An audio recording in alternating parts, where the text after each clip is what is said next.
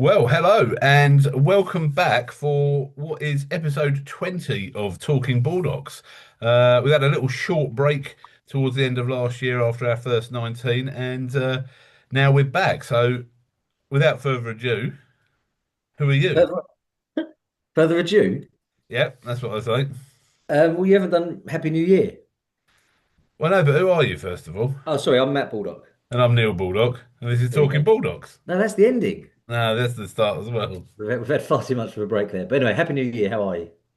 Well, I'm fine, thank you. I mean, I saw you yesterday, so Happy New Year to you too. Yeah, we spent But Christmas together, so I don't really need to ask you how your Christmas was fantastic because you were around my house being waited on hand and foot. So I did bring my own turkey, to be fair, because you did bring yeah. your own turkey. Yeah, that was a strange move. Well, I'll just put some context behind that. You invited me to a Christmas dinner without any turkey, so I cooked one and brought it. We had chicken just for clarity. I just nobody really likes turkey, so there was just no point getting it. But no, you wanted to stick to tradition, so you brought your own turkey, and that was in no way odd. So It was fantastic, yeah. So, well, let's get into it. It's the new year, 2026, and yeah, what do we think? bit of a wrap up of last year maybe, and just a kind of a view ahead and what's kind of happening. I kind of sum up last year as okay. I don't think it was fantastic. I don't think it was terrible. I think if people are honest, it was okay, and I think the way it could have gone, most people would have taken okay. Yeah, no, I'd agree. I mean, it was, yeah, it was probably okay. I would probably err on the side of, I think the transaction levels were not as where we would have liked them to be. Um, so it was, and certainly towards the end of the year, I think it was tough. But um, yeah, we probably had a busiest December than we've had for a long time because of all the build up from the budget and everything else. And we were quite surprised that people were still out viewing and offering on houses in December, weren't they?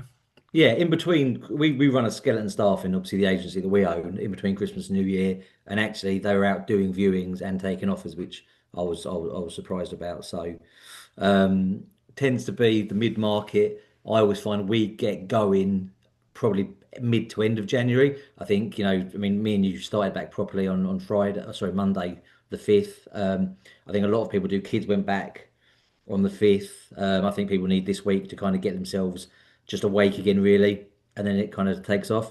Having said that, I mean, I've personally listed three houses already so far this year, so three houses by the 8th, just for me, and I'm not the primary valuer. So, yeah, well, some signs of positivity out there.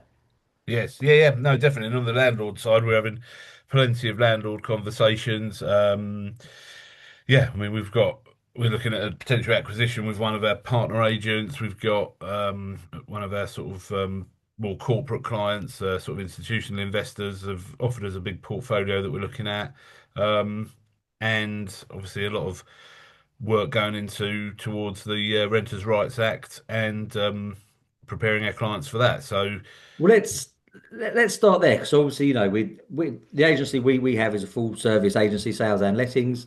But let's go lettings and sales. 'Cause obviously, the Renters' Right Act is in. The changes are coming. There was obviously a change, a law a lot of people seem to miss, but I think it was back end of December where the council can 27th, just yeah. can just turn up. But in terms of actual what you see and what we're seeing for our business, um, are we mad panicking or are we seeing this as an opportunity to actually convert landlords into managed services?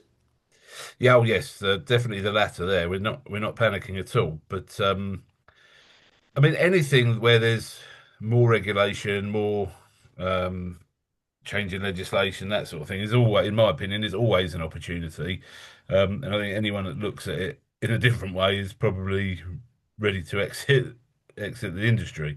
Um, put simply, landlords need help, professional help, more than ever now.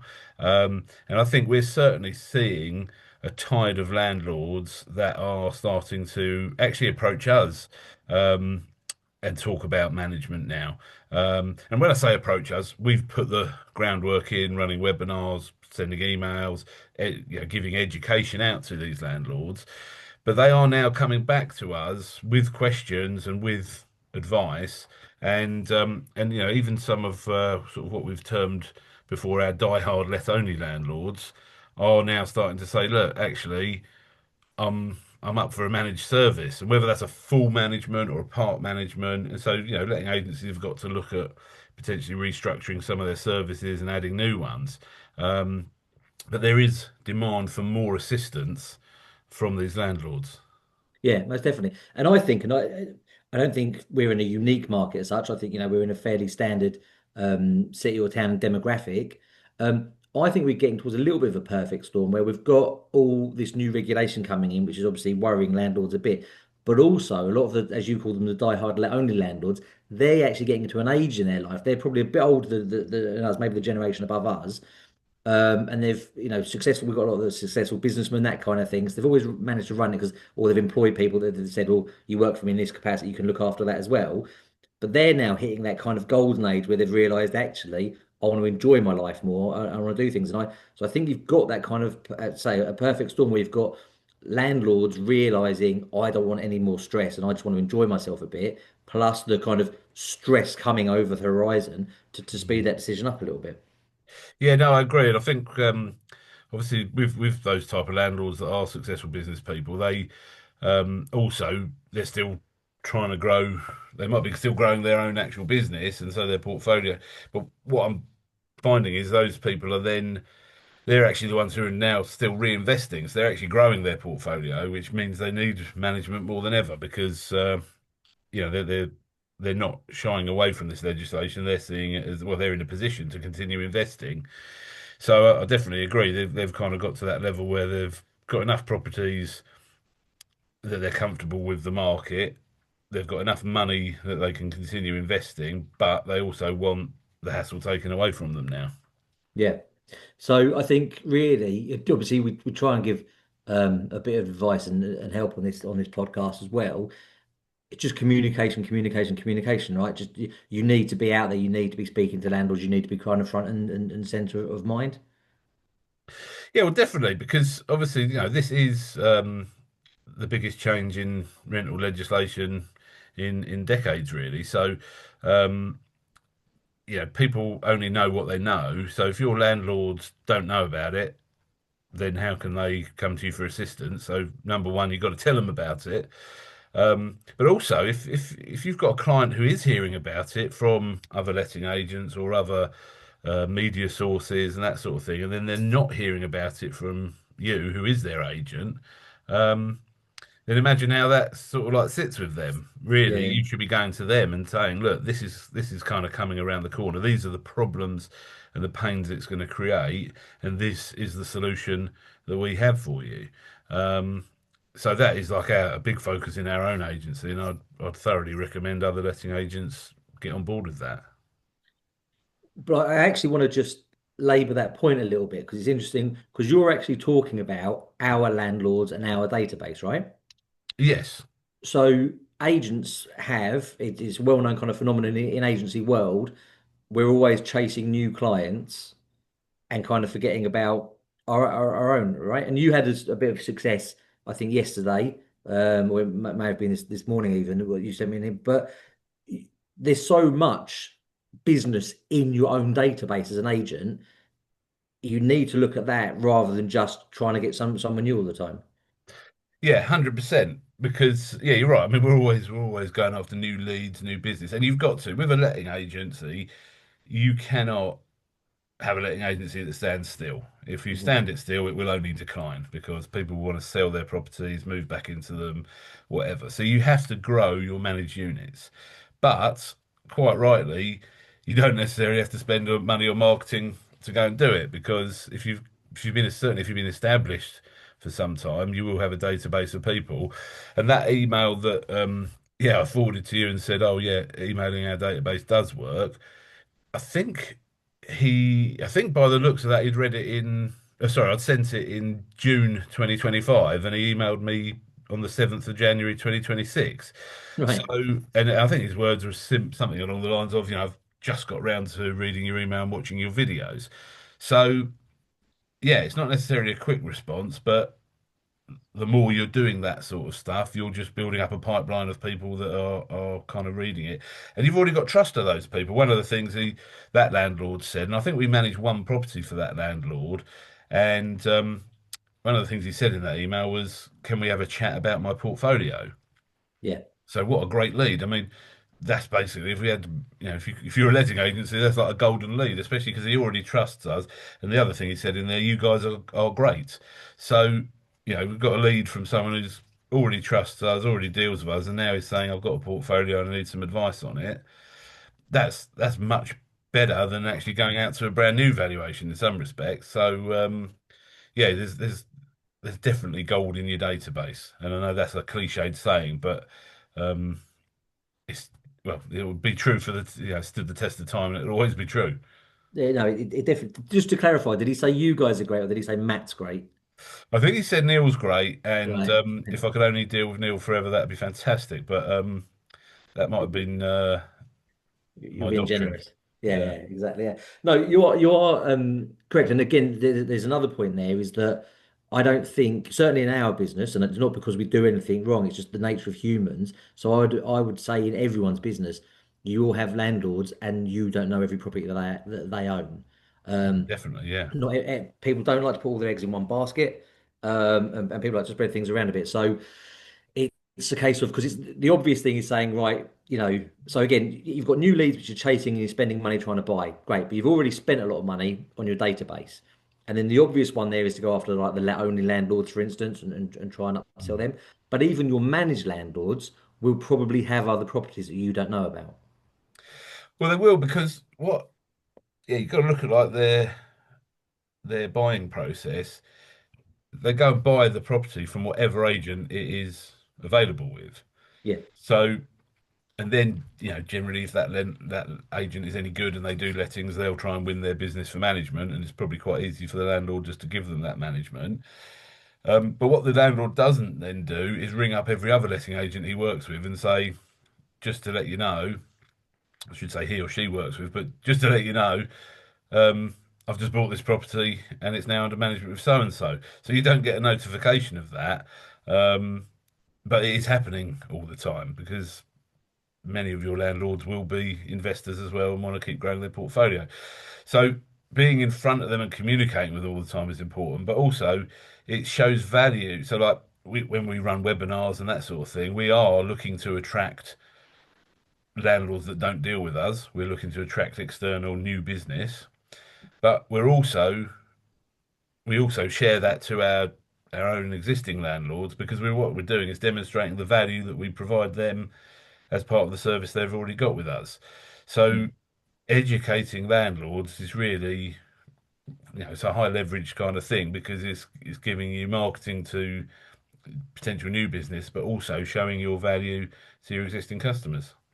Yeah, yeah, most definitely. And even, just carrying on with the things, even on the point of sales applicants, a number of your sales applicants will be landlords, but you don't know about it because they've phoned you to buy or sell a property. They haven't phoned you with a landlord head on, and most of your sales teams probably aren't asking them, do you own any other properties?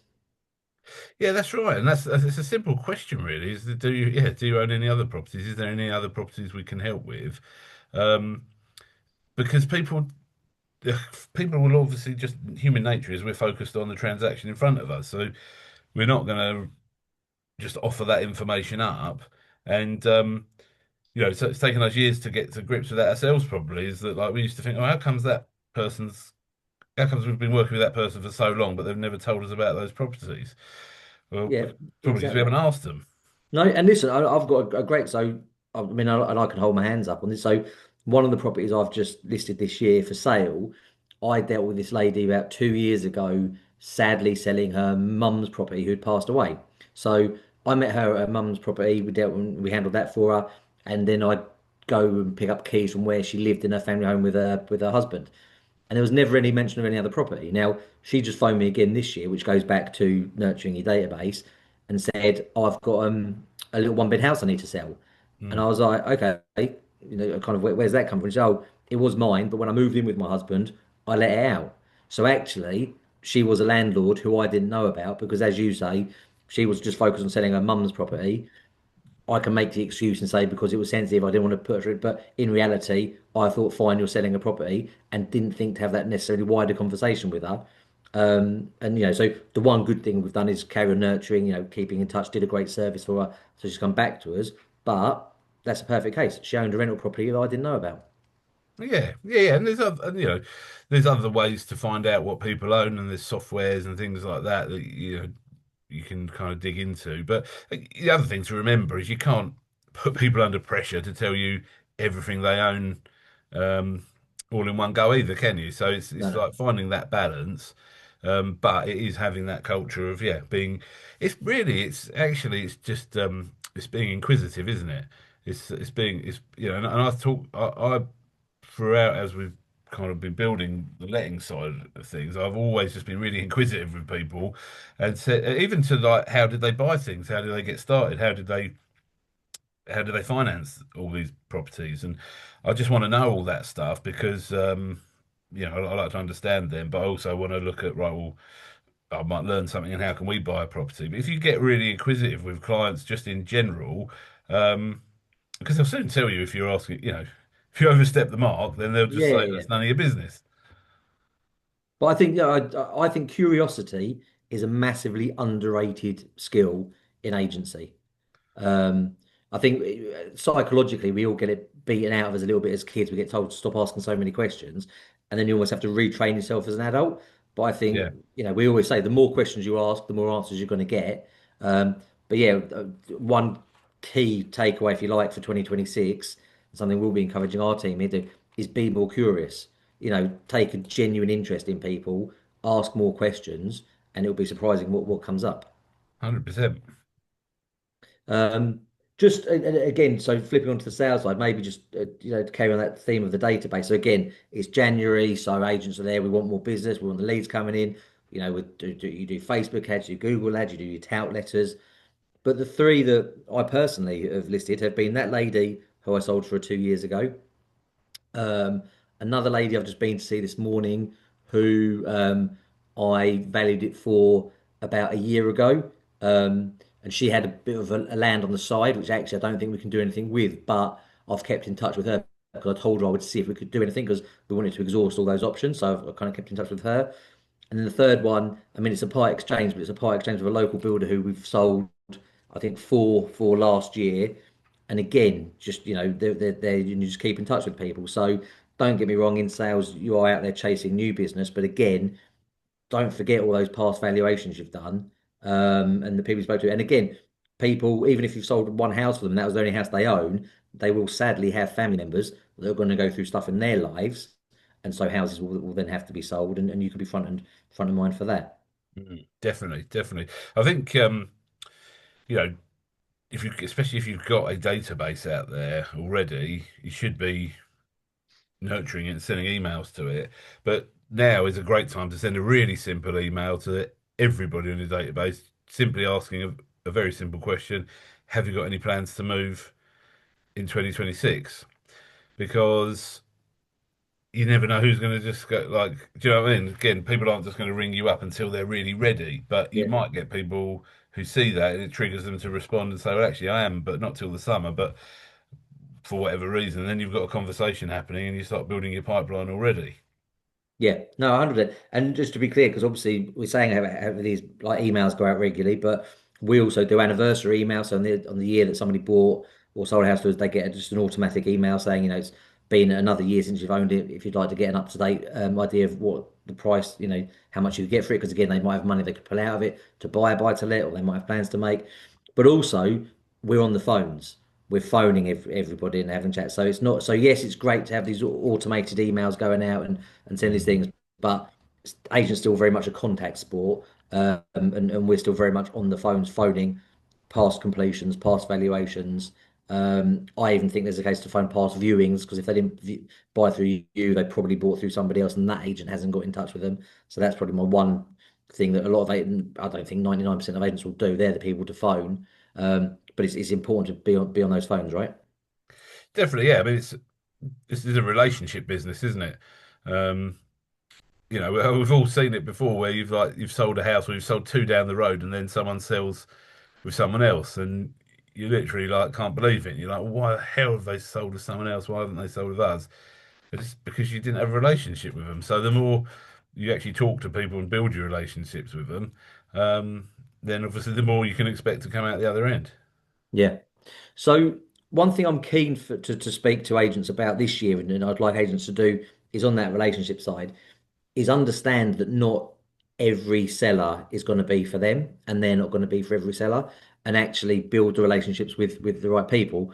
And I've had a couple of things that have happened so already this year. So the lady I was just speaking to with the plotman side, so I looked at it last year for her. I've kept in touch with her, and I've just been honest with her. You know, everybody wants inflated values for their properties. Everybody wants to think if they've got a bit of land, they're going to be millionaires. And I've just gone and I've said, listen, I don't think you're going to do anything with it, so I don't think it's worth anything. She's fine. She just didn't want any bullshit. She said, I've come to you, Matt, because her brother had actually bought a house through me, so she knew I was kind of straight talking. Um, but I've just sat with her and I've basically said, you know, so this is the price. This is going to be your investment in our service. This is going to be the amount that you're going to pay up front. This is the solicitor I'd recommend we kind of go with. This, and she's gone, yep, yep, yep, yep, yep. And actually, I had 15 minutes waiting for this podcast, so I just sent her the paperwork because we use Catini, as I think I speak about quite a bit. And within 3 minutes, she signed the contract and she paid for the EPC and our upfront marketing fee. Just done. So she's the kind of customer you want to work with. I've also had a Absolutely. conversation with a lady. I went to see her December 24. And look back, she actually did sign terms with us. Um, I thought the house was worth late 400s. She wanted to push it and push it, push it. So I said I'd list it at 500 maximum. And I remember having about half an hour conversation with her because she signed terms. And then she phoned up to say she wanted to put the house up by £50,000. And I was just like, look, there's just no way I'm doing that. And the way the conversation went on, I just thought, actually, I don't think you're the person for me. So I said, listen, I know you've signed terms, but don't worry about that. Wish you all the best. Anyway, she went on with another agent at £100,000 more. So rather than 500,000, she went on at 600,000. And surprisingly, in 60 days, she didn't sell the property. She then went on with another agent, and it's currently been on the market since March 2025 for over 500,000. She's moved out, the house is empty, and it's just sitting there. So she phoned me and went through it, and it was. She said, "Oh, I know estate agents don't phone people unless they've got viewing." I said, "No, that's not true. My team will phone you every week." So we went through a few things, and I said, "We don't have professional photos. You don't have a video. You're not having any contact. So they're all the things I'll change. The price does need to come down a little bit." And then we got into what's the fee? Well, I said, "Well, you know, you should know. You've signed terms before. You know, we've actually put them up, but I'll honour that for you." Oh, well, the other two agents I've worked with are charging 1%, including that. No. And you're kind of like, okay, well, how's that work? How's that worked out for you? Well, not real, but it is important. And I just said, and I actually said to her, listen, I'm not doing this dance again. I said, because she's like, I'll go away and think about it, I'll come back to you. I said, no, no, don't worry about that because I don't want to waste your time. So there's no negotiation Mm. whatsoever. And she actually said, oh, I don't like being told what to do. And I said, well, I'm not telling you what to do. I'm just explaining. I'm You've explaining had what we charge, yeah. Yeah, you've had an awful service, and you've told me, I've told you very simply how we can fix it all. And I think in the grand scheme of things, it's not going to be a huge sum of money. And I just thought, and I kind of, she won't be chased, put it that way. If she phones me and she's willing to play ball, fine. But I will not be following that up anymore because I know she wasn't my client a year ago. She's just proved again she's not a client. Mm. I want to spend more time with this lady today that's kind of valued everything we've done, signed up straight away. But every time you say yes to somebody you shouldn't really work with, you're saying no to people that you kind of do want to work with. And the flip side, I saw something on Instagram, sorry, LinkedIn the other day, someone saying about turning, you know, so they said no. And I said, saying no is a very powerful word because every time you say no to something, you're giving yourself space to say yes to things that are better for you. Yeah, yeah. No, definitely. And I think one of the things we're kind of focusing on at the minute is chasing profit rather than revenue. Mm. And that's going to be like a big theme for us this year. And what other industry, and this is why I don't, basically, what I'm getting around to saying is you can decide to charge more just by deciding. Yeah. So, and it maybe this is like a thing for another big podcast because we could probably talk for hours on just this, but I think it's really important to cover it here. Is literally the next valuation you go to, you could go from 1% to 1.5% because you've never been to that valuation before. So they don't know what your fees are. And your fees are whatever you decide your fees are on that day. Hmm. Obviously, you'd be a bit of an unscrupulous business to change your fees every day, Yeah, but you can decide, no, I'm not working for that much anymore. There's no other industry in the world where somebody will dictate to you what you are paid. yeah, And quite simply, I often say to clients, what job do you do? And they say, I don't know, I'm an IT consultant. Okay, and you're on, I'm plucking figures out of the air, but you're on £500 a day. Well, I really want to work with you, but I want you to do it for £400 a day. What are you going to say to me? You're going to tell me on your bike, Neil. But agents don't have that mindset. They just like, oh yeah, well, we want the market share, we want the property, we want the listing, we want everything. And the other exercise that's really important to do is actually work out what does it cost you to sell each house? Because I bet most agents don't know that. So yeah. then they don't know what their minimum fee needs to be, and they don't know at what level they're actually making any money. So they're just on a treadmill selling houses for no reason, really.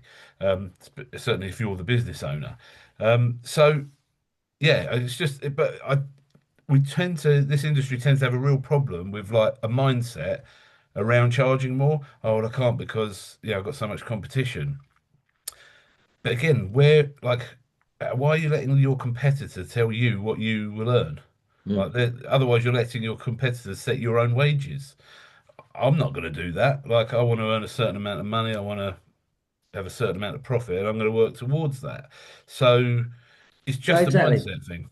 Yeah, and also it just doesn't serve anybody a lot. So, like, if you take this house that, let's say it's worth 500, and so an agent comes and puts up at 600 and goes, I'm going to be 1% including that, fine. So there's, I mean, maybe, I don't know, they're going to get 5 grand or something. So they think that's a reasonable fee. But they didn't get it. But so this is the bit that really Yeah, kind of blows my mind. It's like you've messed with someone's life because this lady was going through a situation, needed to move. She has moved. She's got an empty house because you told her. So that you know my feelings about the importance of agents. So number one, I think you've just fucked this lady's life. But number two, even if we don't care about that, we're here to make money. You haven't made any money. yeah. You've Well, paid you've someone to actually go and lost take. it. Well, you've lost it. Yeah, you've taken. You've paid the actual money out in terms of the photos and stuff. But obviously, you've lost the money in terms of your staff wages. Your electric and your all the stuff people forget about to kind of factor in. So like, you've lost money. Her life hasn't gone the way it should have done. I just don't get the upside to it. Yeah, yeah. Well, yeah, it depends I guess what environment of estate agency you're in, doesn't it? If you're in Yeah. corporate agency, you're just told to chase listings. If you're in, um, if you're starting your own business, but it's important to know that as well, that, okay, what am I prepared to work for? Because you could start your own business and become very, very busy and stressed all of a sudden by doing very well in terms of look at how many houses I've got on the market and how many I've sold, but how much money are you actually taking out of that? So yeah, Let's and do look, let's do maybe even the next podcast. Let's do that more on and not these. I can't see these people wank, just charge more because Ralph Lauren charge more than next. No, no, no. Like, let's the points you've explained. Actually understanding how much it costs you to sell a house, valuing yourself, your time, and yeah, let's chat about that. yeah, definitely. And also, it'd be very important. We'll mention it in that one as well. But you can't you've got to show the value. Yeah, yeah, of You've got course. to demonstrate the value. You've got to show it. So, and there's ways to do that. And I think people don't always know how to actually demonstrate value. They might provide it, but they don't know how to show it and how to demonstrate it. And so we'll talk about that as well. Perfect. Good stuff. Well, I think we're coming up to about the half an hour mark. where we Okay, like cool. to where we like to go. Oh, just the one thing I will just finally mention, just a bit.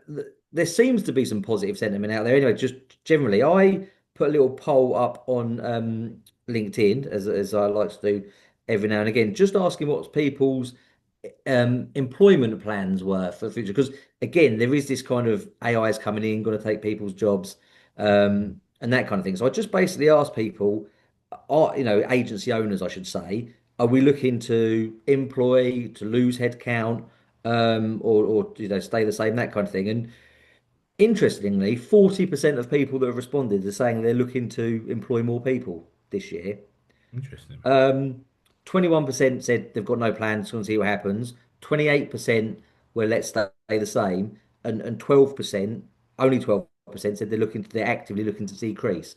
Obviously, those numbers will change as what happens in the market kind of goes, but it does seem a lot of people, I think a lot of agents have put a lot of headwind behind this pent up demand after the budget, and they're looking for a kind of a big 2026 here to go from there. So, yeah, there does seem to be some positivity out there. Yeah, yeah. No, I mean, I think it should be a good year. I think, we've got to get behind it and keep the momentum. Interesting about AI, I can't remember the name of the company, but it's obviously a big AI company because this Chinese guy or something was the CEO of it, and he was talking. But somebody asked him a question about they're building robots, AI robots, and saying, are these going to take all the humans' jobs? And he actually said actually quite the opposite because these guys are going to be able, these robots will be able to do so much um, that it will basically increase the output of work that is then available for the humans. So yeah, I don't think it's certainly in our business. This is always going to be a people business, um, and there is uses for AI, and that's probably a conversation for another day. But Yeah. um, it's never going to wipe out the humans, but it's got to be humans that are being productive. Yeah, yeah, yeah, definitely people do. I would, my kind of, so I think we angle this a lot to business owners, but if there is any employed agents listening to this, my advice for you is be productive and show your value. Because let's be really, really honest, as business owners, it is fucking more expensive than it has ever been to employ people. Mm. Um, and you cannot carry, you just, it's not even a want. You physically, businesses cannot afford to carry people anymore. Um, and I think what AI will do well, it already does it, but I think by the end of this year, it'll be almost perfect at it, is be able to book a view, answer a phone and book a viewing, register an Mm. applicant. But it won't be able to build that personal connections for the listing. So if you are brutally honest with yourself and you got through last year by just answering the phone saying, hello, so and so estates, okay, you'd like to view one on Acacia Avenue, yes, we can do 1 o'clock, you've got a bit of a short shelf life on that one. So I would suggest you start really getting out there, showing more interest in the market, being more curious, um, and being more value to customers. At what point, and that point, because if you're valuable to the customers, you're going to be valuable to your business. Yeah, exactly. Good stuff. Okay. Well, mate, I'd like to say good to see you again, but as I say, I only saw you yesterday, but it's been good to talk on a screen again and get the podcast back up and running. So, thank you to all listening. Just a quick plug. As I say, we tend to give all this out for free, and I'm not looking to charge anybody anything, but we will mention the estate agents dinner. So the estate agents dinner that me and you run is back this year, every other month. So the next one is on the 15th of January. Um, and then we'll be running them in March, May, July, September, and November. So look out on our LinkedIn's. There'll always be a link there. You can see all the dates. But if you kind of enjoyed listening to me and Neil as such, but would like to be part of that conversation, you don't come to dinner, me and Neil just talk. It's a room full of people talking about all the stuff that's going on in agency. So if you want to be more involved in that, you want to surround yourself with good agents, please do come to a dinner this year. Absolutely. Okay, and on that point, so I've been Matt Baldock, you've been, Neil Baldock, and this has been Talking Baldocks. see you next time. See you later. See, that's how it's done.